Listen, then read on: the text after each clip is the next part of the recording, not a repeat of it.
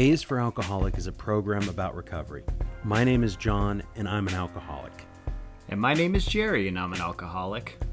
Join us as we go through the alphabet of alcoholism, one letter at a time.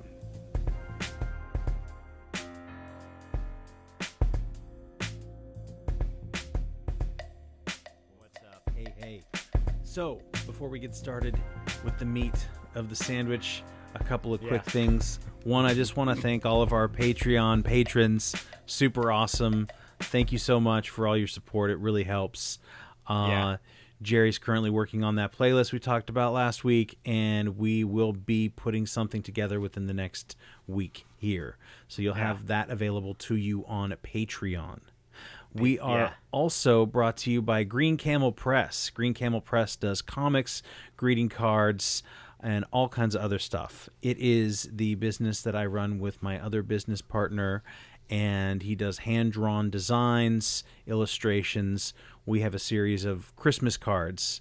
Everybody likes the holidays, right? Well, but they like Christmas cards, greeting cards. They're fun. Oh, they love them. They're great, beautiful hand-drawn design art. So we're going to be doing a live launch party online on November 21st. That's next Wednesday. How do you do that online? I'll check it out. Send me a link. I'll send you a link. Yeah, I'll have a nice hot cocoa. So you can go find Green Camel Press on Facebook, Instagram, Twitter, and you'll be able to find all the information there. But that's a very good question. I'm glad you asked, Jerry. Yeah. So it's all out there. And we wanted to talk today about tactics for sobriety, tactics for staying sober, tactics for, getting through life without having a drink. And I also wanted to say that, full disclosure, the inspiration for this conversation comes from how did you describe it? A book? A periodic. It's called a book. It's got paper in the middle. You read the black periodical affiliated with Alcoholics Anonymous. But as always, we here at A is for Alcoholic, we're not here to promote any one particular brand of sobriety or recovery. Whatever works for you, works for you. And, if we can help, we're happy to do that. We just found the book super helpful. Yeah. I mean, as far as we both came to agreement after reading the book that, wow, there's some pretty interesting concepts here for early and continuing recovery. Yeah. Figured, hey, it's interesting. So we wanted to share some tactics with you. Before we start, I just wanted to say that, did you know that Ice-T got into a big fight on Twitter with a bunch of people because he's never eaten a bagel in his life, in his entire fucking life? I don't believe it. No, it's for real. It? There was like a episode of him on Law and Order, and he's like eating a bagel, and then he's like, "True fact, I've never eaten a bagel." And they were like, "You just ate a bagel on Law and Order," and he's like, "That's movie magic." And then some dude's like, "Oh, what? You've never eaten a bagel?" And he's like, "Fuck no, I never ate no bagel. I'm real." And he got into this big argument with everybody about not eating a bagel, and I felt like we really needed to talk. I needed to, address that on the podcast. Is that Ice-T's just like, "Hey, yo, fuck you. I've never had a bagel." What makes are bagels not real? You can't. I don't know. Real and enjoy a nice everything bagel. Not a lot of bagels in South Central. South Central bagels. Wow. Nightmare walking. I don't know. I just thought that was awesome. I've eaten a bagel. I love it. Drinking I love apple them. juice. How's the Drinking line go? Late night chilling at AM PM. Drinking apple cool juice. And drinking apple juice. Cool and Evil's drinking BM, apple juice. dude. Yeah, they don't have bagels at AM PM. At least they didn't back then. Not now, in 2018 probably, but in 1989 when that song came out. No, it was 87. Didn't know bagel. Bagel wasn't a normal thing. No. That was some high-end shit. I used to get those weird little cheeseburgers from AM PM. So did I. I did. I loved them. I did not eat those sober. So one of the things when I was younger, what I'd do is, this is terrible, but I'd unwrap one and I'd mash it into the one, like 2 burgers into one wrapper, and just pay for. I was broke, I was poor, I was young, so I'd pay the 89 cents and get the 2 burgers for the price of one. That's some anarchist cookbook shit, dude. You were like gaming the fucking system right there, dude. I don't know. I can't remember who taught me or how I learned it. Sounds like a trick out of the old Coda playbook right there, man. My old roommate Coda, he would do shit like that all the time, dude. Sneaky. He's like, Wagner, hide a Snickers bar in that Big Gulp. Yeah. You get a free Snickers bar. I'm like, We're that's not genius. condoning theft of any kind here. Oh yeah, guys. no, don't steal candy bars Please. and AM/PM Cheeseburgers. burgers. Oh no, Yeah. AM/PM is a fine establishment, and Yeah. they have serviced many people for many years, and I am. They got that good gas. They got the best gas. And the best Camels. It sounds to me like I need to go make amends to the AM/PM, the nice people at AM/PM now. Just bring the guy like 5 hamburgers. I don't know. Be like, here, I got to make up for what I stole. If the CEO of AM/PM's out there, well, I apologize. Maybe I'll have to find you on Twitter. Yeah, we're going to hit you up with them Wendy's. So, tactics for staying yeah, sober. That's how I wanted to start it. That's great. Yeah. One of the ones. Did you want to start, Jerry? Did you have a good one? You go Okay. first. You lubricate it, and then I'll run it home. So one of the ones that I like is the watching out for anger and resentment. And this harkens back to our halt episode of, if you were angry or you have a resentment towards someone. I was talking to a gentleman on Sunday morning, and he was telling me this story about how he was talking to another gentleman who was really upset at a fourth dude because this guy had broken his phone charger. And he, this guy was livid, and he was getting angry, and he was talking about how frustrating it was and how he was going to say something, and he was going to, and he had this huge resentment toward this guy because he had broken his phone charger. And it's like, how could you do that? I told you not to touch it. Why did you touch it? Don't touch my phone charger. And now you broke it. And the gentleman I was talking to said, don't engage. And I really like this idea. He said, don't engage. And I was like, what do you mean? He said, you don't, every time, if you're angry or you're resentful towards somebody, don't react on it. Don't go and say, you fucked up my phone charger. And as it turned out later on, the guy had actually found out that he had dropped his phone in a puddle or something. And it turns out that the phone charger was fine and that he had ruined his phone and that it had nothing to do with the other guy. And, hey, if you don't leave your phone charger out in the common area, then nobody can use it. So, right. One of those things is don't engage people when you're angry. And also the idea of what is your part in this? Because we always play a part in it. So, yeah. I mean, some resentments, some anger is certainly justifiable. But the best way that I know how is to look at how I was involved, what role did I play? And I want to give you another example of this. And this is so stupid and so silly and so indicative of how my alcoholic brain works. There was a person on Instagram, and they said, hey, I'm starting to get this page up, and it was all about, sobriety, and it was a real positive thing. And hey, could you mention me in one of your, posts or stories or something like that? It would really help. And I said, yeah, sure, man, no problem. And I did it, and he was very appreciative, or she, I don't know. And it was really great. And then later on, I asked that person, hey, can you add this? Can you mention this? Would you be willing to do this? And the attitude I got back was like, yeah, eventually.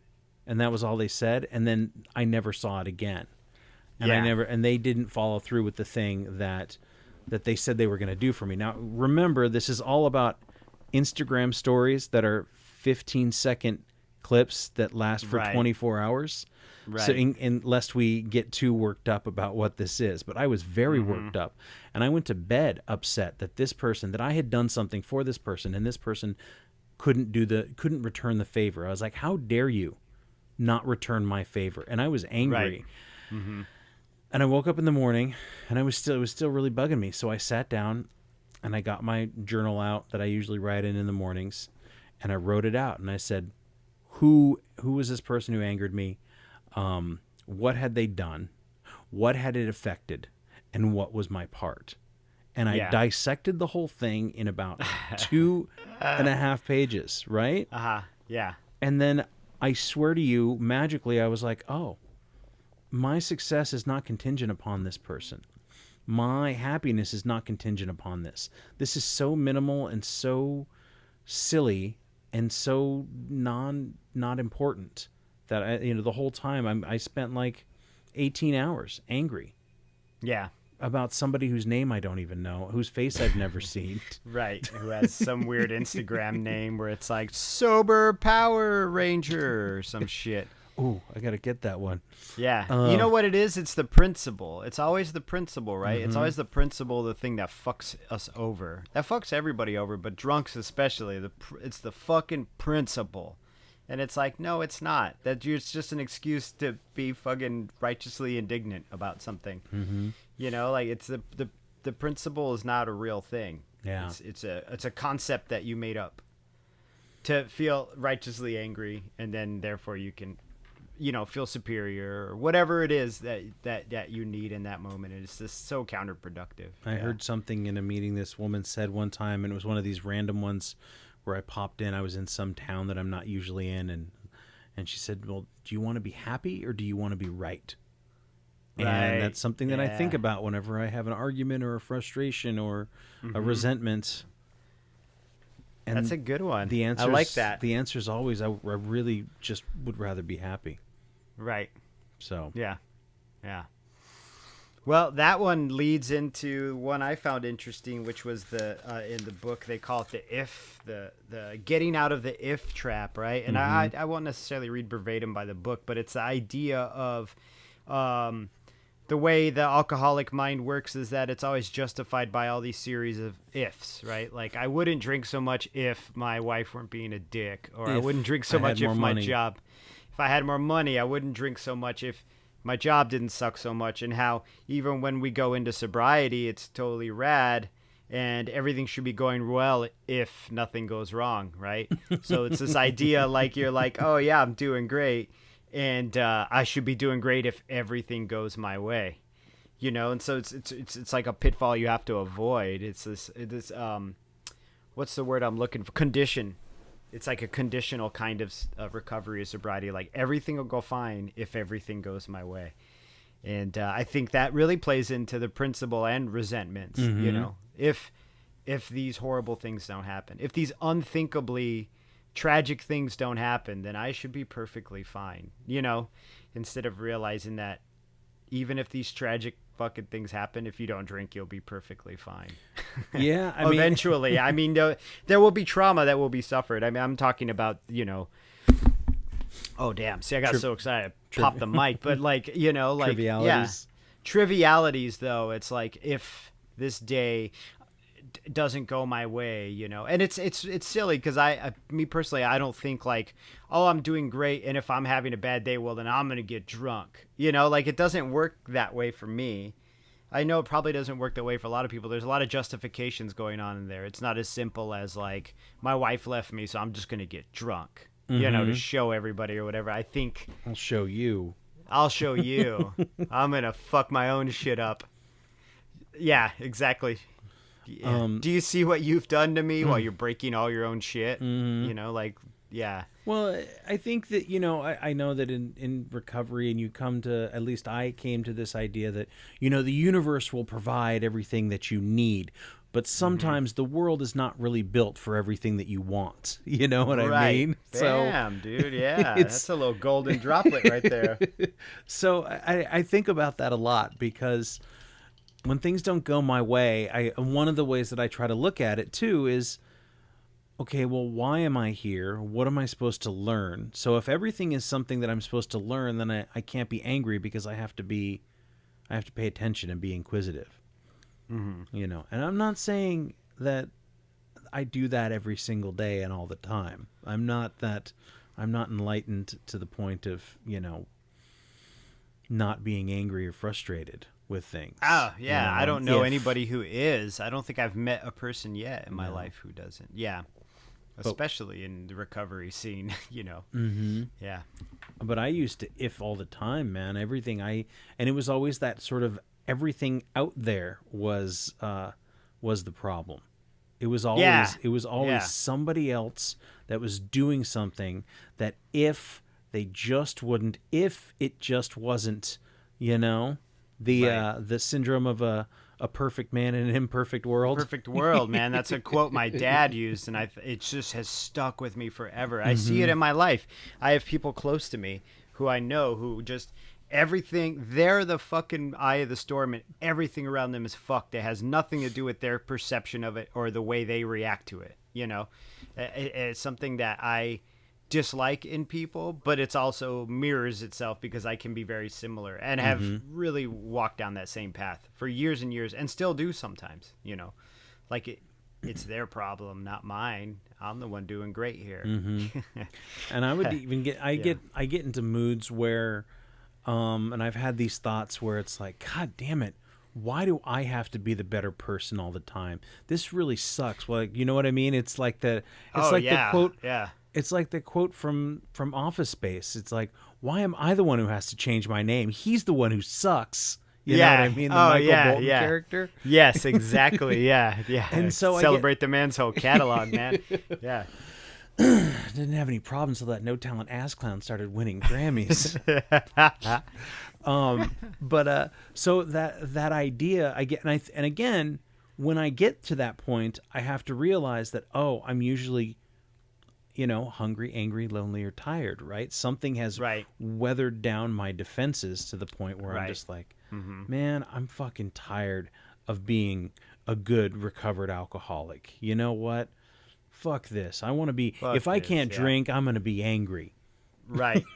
Absolutely. I've totally been there. I've totally been in that mind frame. I've by verbatim said, why am I the only one who has to do all the changing? I've said it sober and I've said it shit-faced. I've done it both. Like during drinking, I would get into it with my wife and be like, why do I got to be the one who's doing all the fucking adjusting here? And then after being sober, even a couple of years, I'd be like, oh, right. So I do all the changing. Everybody else gets to do whatever they want to do, And then I realized that was just stupid because everybody's going to do what they want to do regardless. There's no fucking ribbon for me. I mean, I'll get a little chip every once in a while, but there's no like ribbon that says like you changed. The ribbon of you changing is that your life is a lot easier, This, having to navigate it becomes a lot smoother.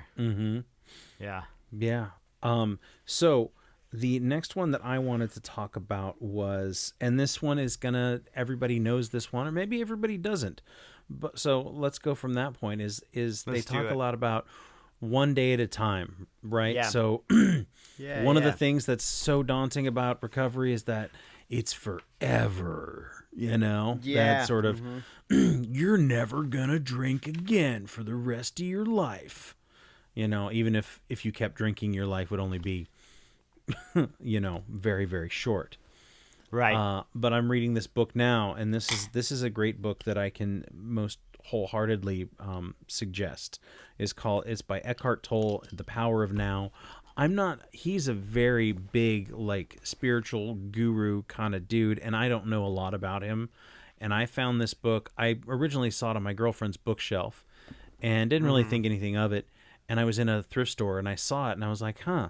And I was, stacking up some 50-cent books and I grabbed it and I started going through it. And I haven't opened a book and highlighted so many passages in the first, couple of chapters in a while. But so that idea of living in the moment and living in right now, that there is no past and there is no future. And it's true. We're right here. I'm sitting here. I'm with you, Jerry. There's nothing else going on. Everything that I did today, it's gone. It's done. Yeah. And everything that I'm going to do tomorrow, this shit ain't here. It doesn't exist. It hasn't happened yet. So when you break it down into these small little parts, it makes it a lot easier to digest the idea of I'm not going to have a drink right now. It makes the feelings of cravings when they come on in a big wave, even if it's fucking ice cream, which was my second vice, my big vice, it's like, okay, let's just breathe through it one breath at a time and sort of kind of take those short little chunks and break it down as small as you fucking need it. And then just do that. And then do that. 'Cause it's really, really hard for some people. And I feel fortunate when I look back and, realize that it was very hard for me, but it's really, really hard for some people to stay sober for one day. And I'm grateful that I don't have to be that one. But for those people who go through that, like, that's the best thing you can do is just chop it up, you know? I mean, I don't know how you do your morning rituals and say just for today or however. But it's an internal thing. They say that a journey of 1,000 miles begins with, that old cliche, begins with one step. It's the same thing. It's like every person who's in recovery, they started with that one sober hour, that first sober hour, and then you just collect 24 of those, and now you got a sober day. And then it's I love the idea. I love the 24-hour cycle. There's no fucking pressure, dude. I just don't drink. You know what? If I want to drink tomorrow, fuck it. I'll get fucked up tomorrow, as long as I go to bed tonight sober. And then when I wake up tomorrow, I'm like, you know what? Maybe I'll get fucked up tomorrow. And I did that a lot in the beginning. I was like, I'll go to the liquor store and go get a fifth tomorrow. And then I'd wake up the next day and I would say the same mantra. I'll go get a fifth tomorrow. Yeah. And then eventually I was like, maybe tomorrow. And eventually I just stopped using the mantra because I'm like, okay, I've gotten through these like early steps. It's like that it's that journey where it's weird. So recovery has always to me been not a journey with a destination, but an actual just journey to journey. You're there for appreciate the trip, because what's the destination? Like, to be sober? Well, that's the whole journey, is being sober. Yeah. Yeah, I'm blowing my own mind right now, dude. It's fucking crazy. Well, yeah, it's all a journey, and so each like you said, there's different legs of your journey. You've got base camp at the base of the mountain, and then you get up one side of it, and you hit the peak, and then you're on the way back down, and so it's not about if you just wanted to be on the other side of the mountain, you can go around it, right? But you want to see what's at the top of the mountain, or even just like what's along the way to the top, and then get the view, and then get the view while you walk down it. Yeah. So that's that. I think that's probably the biggest thing that anybody can use in those moments of, when you're shaking and you're, freaking out, and it's all you're thinking about, and it's all you've been thinking about for like sometimes 5, 10, 20 years, and then you're going to just quit. Like, well, maybe just today. Just right now. Yeah. Just today. Just this hour. I've said it many times in this podcast, but just 10 seconds. And then 10 more. And then 10 more. 10 more. And then 10 more.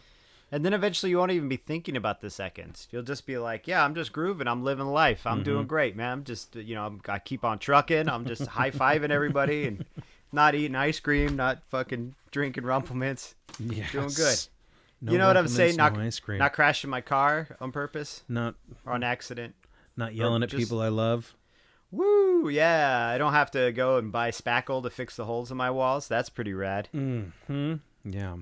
Right, trying to get an estimate for a window. Anyway, yeah. What's next, Jerry? What do you got? I like the remembering your last drunk, right? And it's that whole concept of playing the tape back. But they do this cool thing with the word drunk in here, where they say, and it's not remembering your last drink, but your last drunk, because your last drink, you think of your drink like you drink to like nourish your body, to not die of dehydration. You drink for enjoyment because things feel good. You have that one beer, you can think of it, that last vodka or the burn of it and everything, those things that you associate with, that's your last drink.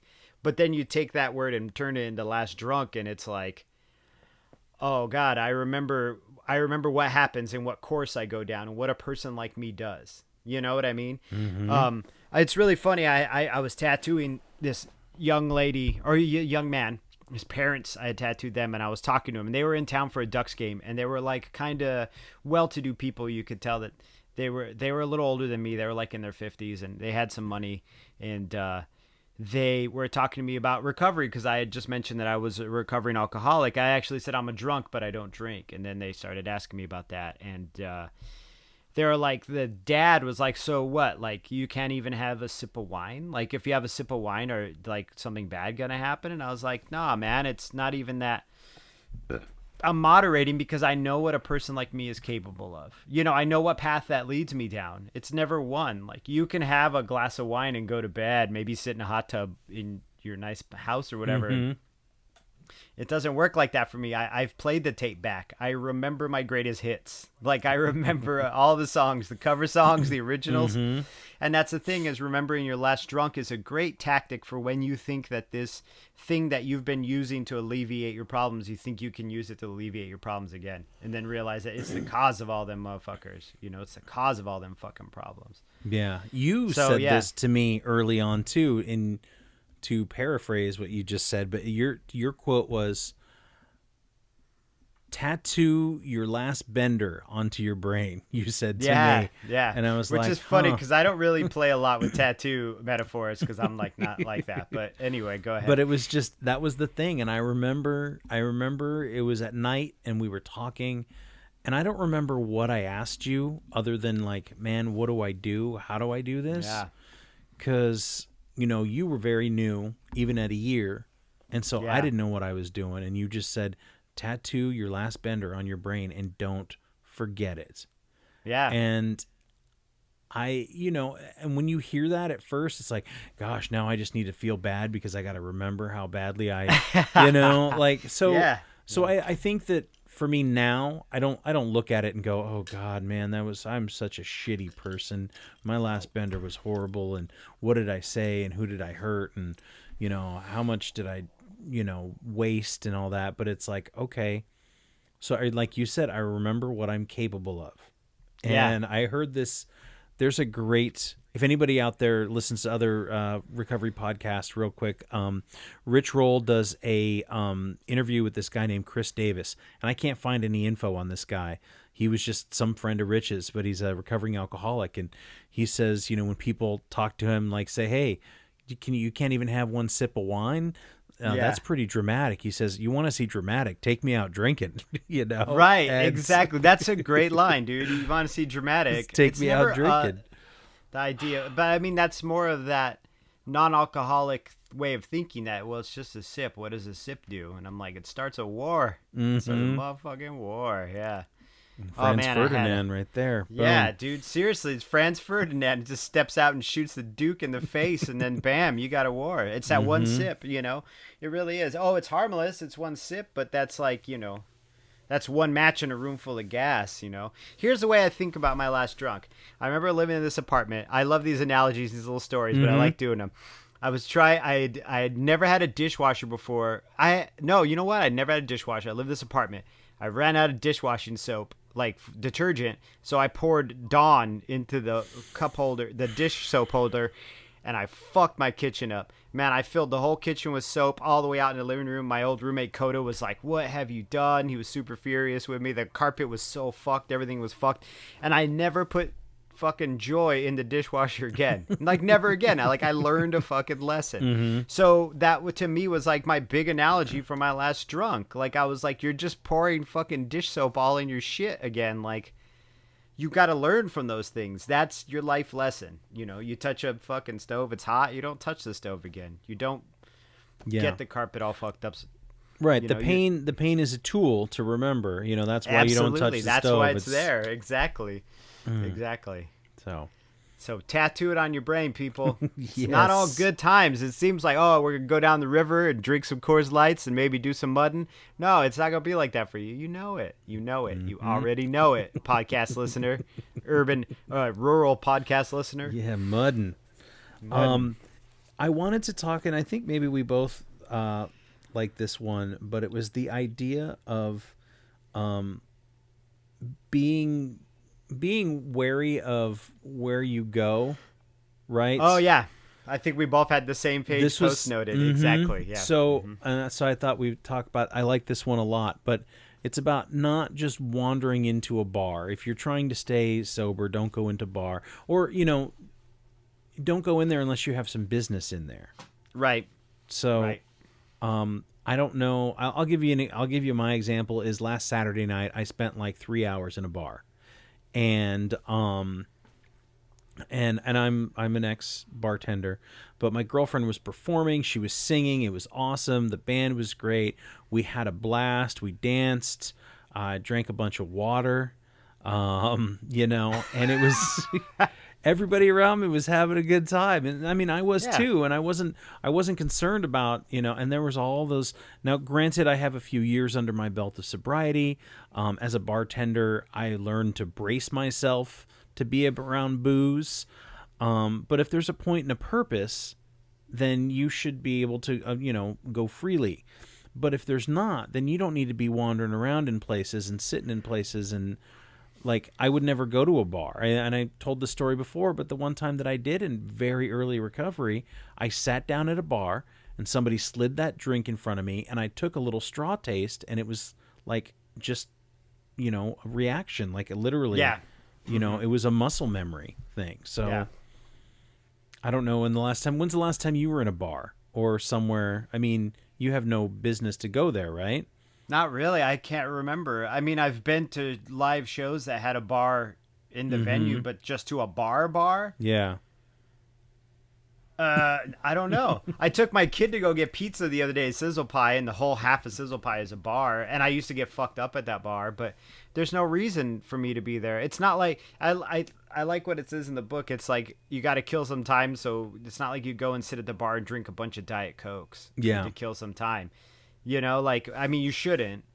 Why tempt yourself with it anyway? Even if and temptation's a big thing too, right? Like, people always bring that up to me too. Non-drinkers or non-alcoholics are like, well, oh, there must be so much temptation. And I'm like, it's not really that. It's not like if you wave a bottle in front of me, I'm going to start, sweating and gibbering or anything. It's just, you know what I mean? Yes. Like, I'm going to have this visceral reaction to you watching you drink a fucking one of those liquor fucking ciders or whatever. Liquor ciders? Whatever. Anyway. Mike's Hard Lemonade.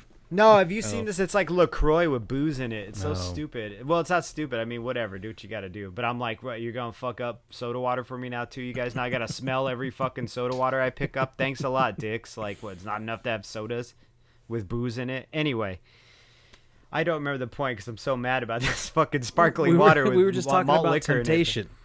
Right. So I love the whole fucking cliche they have in the rooms of like, you hang out at a barbershop, eventually you get a fucking haircut, I mean, we are creatures left to our own devices. What are we going to do? I mean, Yeah. this is what we do. I've said it my entire life. I'm like, drunks are going to drink. It's what we do. It's what we do. And we can have all the tools in place to deal with it, but you have to be really diligent about it in certain points in your life. So, Because it's what we do, man, But what do you do instead? Where do you go just don't- instead? I mean, I don't go anywhere Yeah. anymore. I play Red Dead Redemption and cry sometimes. well, that was it's a No, really, it beautiful made game. me cry today. It's Did a it? beautiful game. It like broke my fucking heart. Yeah, but anyway, Did you ever get that buffalo out of the water? no, fuck that buffalo, dude. Uh-oh. I had Our to listeners restart wanna the know. game. I had to restart the game.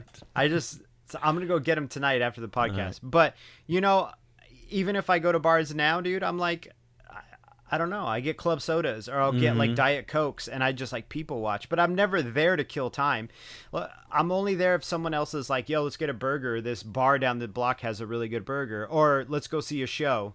But just Right. like, and like some of my kids' friends, they like to drink. So they're like, we should go out for cocktails. And I'd probably go out with them to a bar to just socialize and be social. But I'm also like, we're gonna have some very interesting conversations because they're gonna be like, why don't you drink? And I'm gonna be like, because I'm a dumpster fire when I'm drinking. Yeah, you want to see dramatic? Not to bum you out, but Yeah, not to bum you out.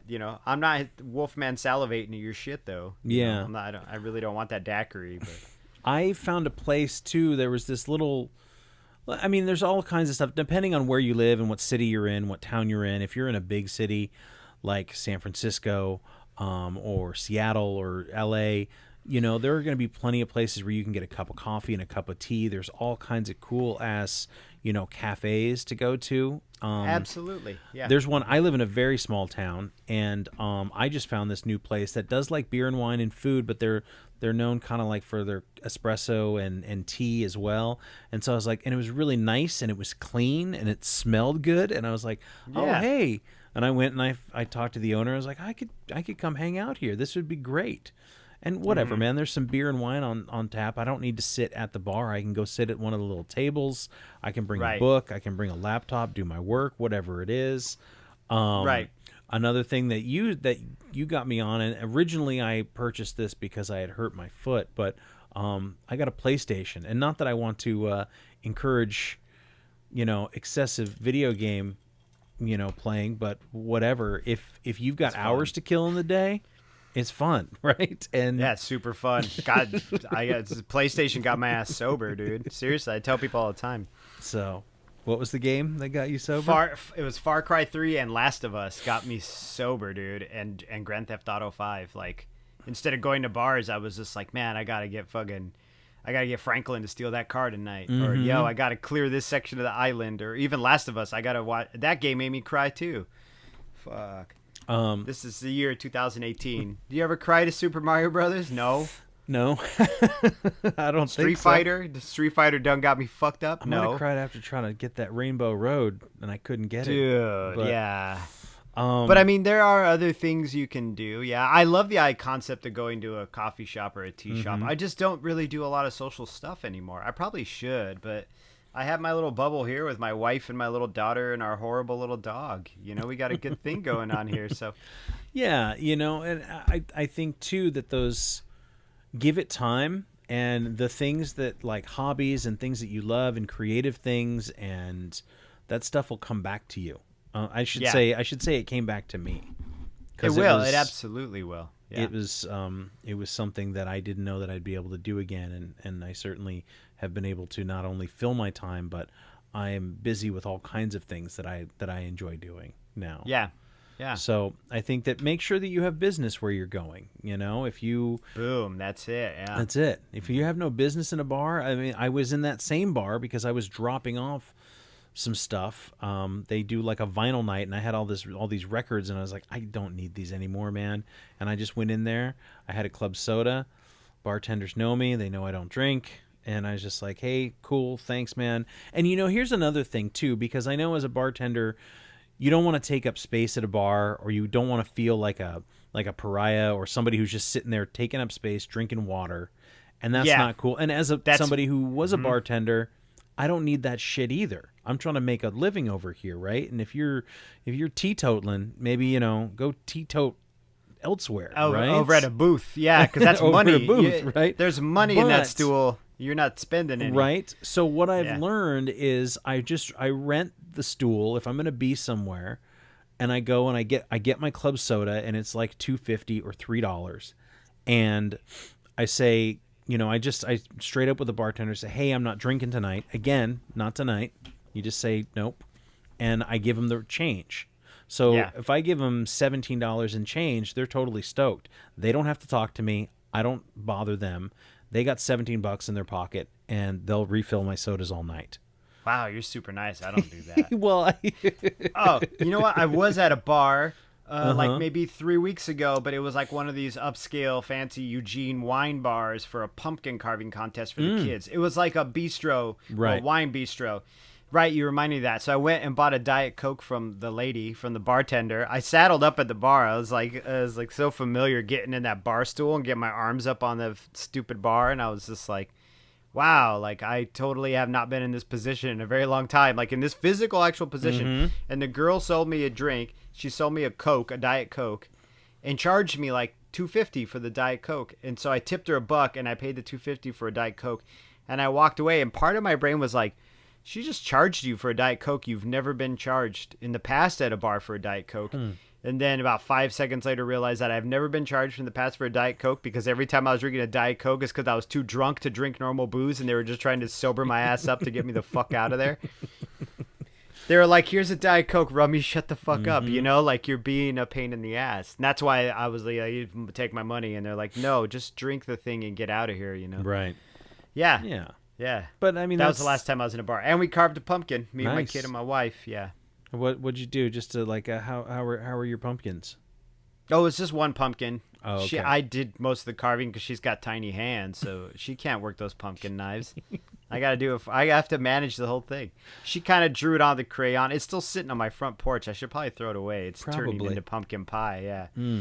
But it was like in a bistro, so it wasn't even like a real bar. It was not a place you go to with cigarette burns in the bar stools, and it smells like barf all around the bar, and there's fruit flies hovering above the sinks. Remember that old doozy? Yes. And you'd get a drink with a couple of fruit flies in it. Well, there's some protein, like. Yeah, no, this was not a place like that. This was also upscale. I've been around a lot of upscale people lately. I don't know how to process that. Yeah, I think I you're am doing not all right. You're not an upscale guy. You got a I'm button-up not. shirt. I got a couple of button-up shirts. I even have suspenders, but I am not an uptown girl. I'm not. I'm Billy Joel in that Just a video. I'm not downtown Christy Brinkley. guy. Yeah. I'm a downtown guy, dude. Yeah. What else, Jerry? What are some other good tactics? Another one I think is I like when you're in a bar or something like that, or you're at a function, like no thanks, I've had enough. Because I've had enough. That's a is good one of thing my you favorites. can say. Yep. Mm-hmm. But yeah, that's always been one because everybody understands that. Even if they're hammered that night or not drunk, no thanks, I've had enough. Even if you've been sober for 3 or 4 or 5 years. Exit strategies are always good. Mm-hmm. Give yourself, give yourself a certain time and let yourself know you're going to turn into a pumpkin if you don't leave by that period of time. And you know what I mean? Like, don't feel bad. You find that witching hour, especially because I go to work parties sometimes and they like to party. That gives them a reason to all get drunk, And so I'll leave early. I always leave a little earlier and I'm always like, oh yeah, my kid's on fire or something. The last one was during the school night though, so I had a good excuse because there's no reason for me to be there once everybody's fucked up. What am I going to gain from it? I'm single. I'm not single. I'm married. So it's not like some beautiful drunken woman's going to be like, let me make your dreams come true. Exactly. But no, even that is an impossibility. That shit is not real. Mm-hmm. And yeah, there's no reason for me to be there. None of that. I mean, the cupcakes don't get any better after midnight and everybody's shit faced. Yeah, it's all the same. So exit strategies are good. Excuses. So, yeah. You find a way out, like know your way out, Mm-hmm. So there's some good tactics there for everybody. If you want, please share yours with us. We'd love to hear any cool stuff that you use about them.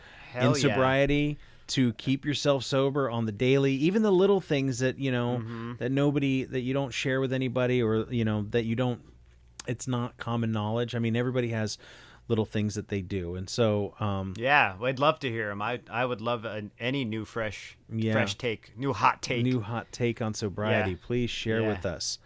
And I just wanted to end with, we were going to test out a what did you say you wanted to do, like a saying or we needed a catchphrase, like I feel like we need a catchphrase at the end of our podcast because every podcast I listen to has a cool catchphrase. Not every, almost every single one has a catchphrase, right? But I listen to a lot of true crime ones, so it's like, stay sexy, don't get murdered is one of them.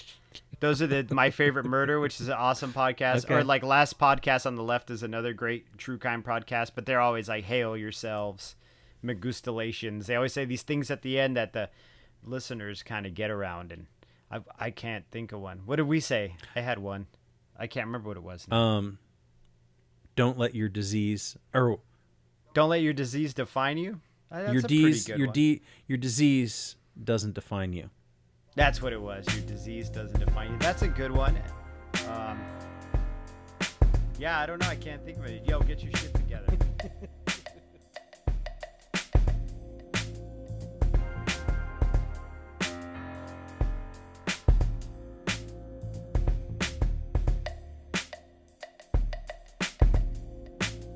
Thank you for listening to A is for Alcoholic.